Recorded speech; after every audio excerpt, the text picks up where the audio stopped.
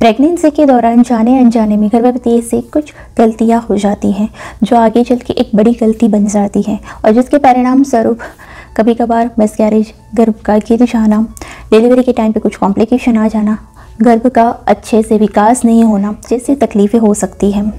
तो इसीलिए आज के वीडियो में मैं आपके साथ 10 ऐसी गलतियों के बारे में बात करने वाली हूँ कि जो ड्यूरिंग प्रेगनेंसी आपको बिल्कुल भी नहीं करनी है। सो चलिए स्टार्ट करते हैं आज के वीडियो को।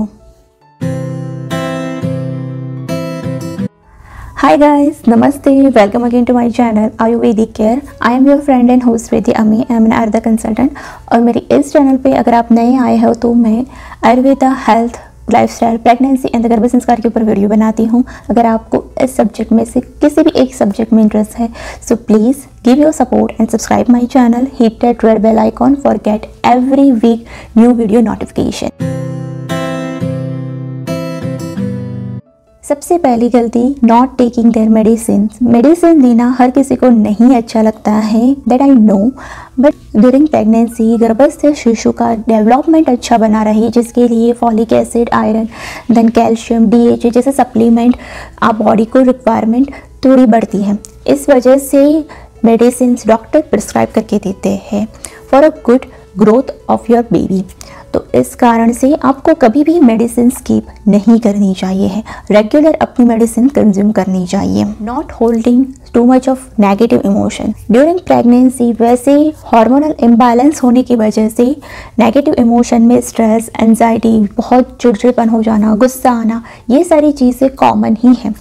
बट अक्सर महिलाएं ये सारी चीज़ें बहुत ही ज़्यादा वो रिएक्ट करने लगती हैं।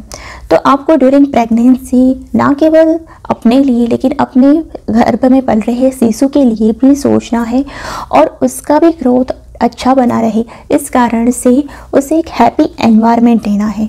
तो अपने जितने भी नेगेटिव इमोशन होते हैं तो उसे कंट्रोल में करना चाहिए, जिसके लिए आप कोई भी मेडिटेशन है या तो फिर प्राणायाम है, बाहर खुली हवा में वॉकिंग कर सकते हैं। Eating for 2 people. जैसे ही प्रेगनेंसी कंफर्म होती है सब बोलते हैं कि आपको अच्छा फूड खाना चाहिए और आपको 2 लोगों का खाना लेना चाहिए। तो during pregnancy each and every month में आपकी बॉडी को पर्टिकुलर कैलोरीज की ही रिक्वायरमेंट होती है, तो आपको उस अकॉर्डिंग ही अपना फूड कंज्यूम करना चाहिए।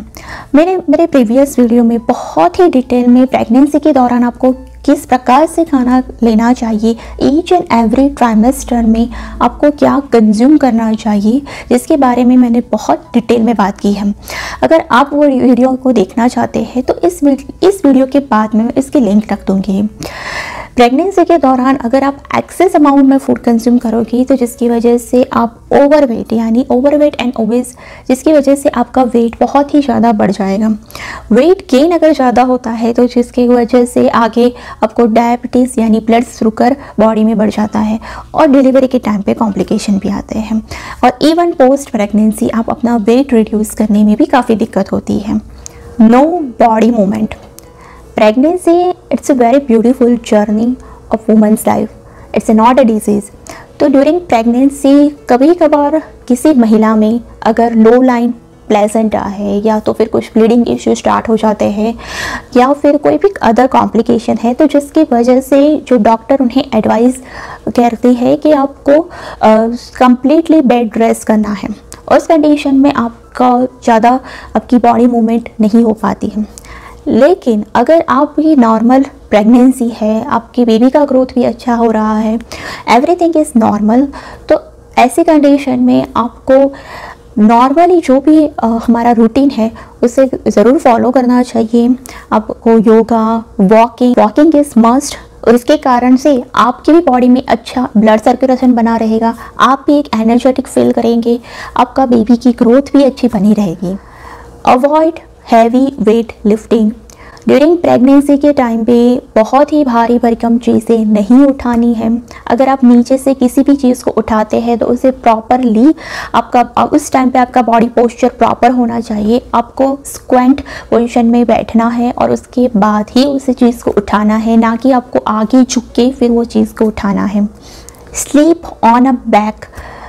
स्टार्टिंग के मंथ में अगर आप सीधे बैक पे सोते हैं तो वो अच्छा रहता है। बट आफ्टर 4 to 5 मंथ आपको कभी भी अपनी बैक के ऊपर नहीं सोना है, क्योंकि जब आप स्ट्रेट सोते हो तो जो भी ब्लड सर्कुलेशन हमारे लोअर बॉडी पार्ट में मिलना चाहिए वो नहीं मिलता है। बेबी को भी प्रॉपरली उनका ब्लड सर्कुलेशन जो गर्भाशय में भी होना चाहिए तो वो नहीं होता है। तो इस कारण से आपको लेफ्ट लेटरल या तो फिर लेटरल पोजीशन में आफ्टर 4 to 5 मंथ जब से आपका बेबी बम्प आगे आना लगता है तो इस टाइम पे सोना कीजिए। Not talk with your baby during pregnancy 18 to 24 week के इन बिटवीन गर्भस्थ शिशु की सुनने की क्षमता आने लगती है, जिसकी वजह से वो बाहरी दुनिया के आवाज़ को रिकॉग्नाइज करने लगता है।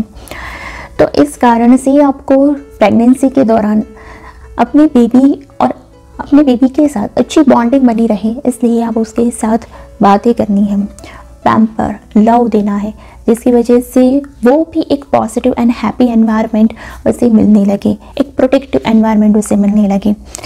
साइंटिस्ट मानते हैं कि 90% of babies brain developed in mother's womb, यानी कि गर्भस्थ शिशु का जो ब्रेन का डेवलपमेंट है वो मदर के वूम में ही हो जाता है।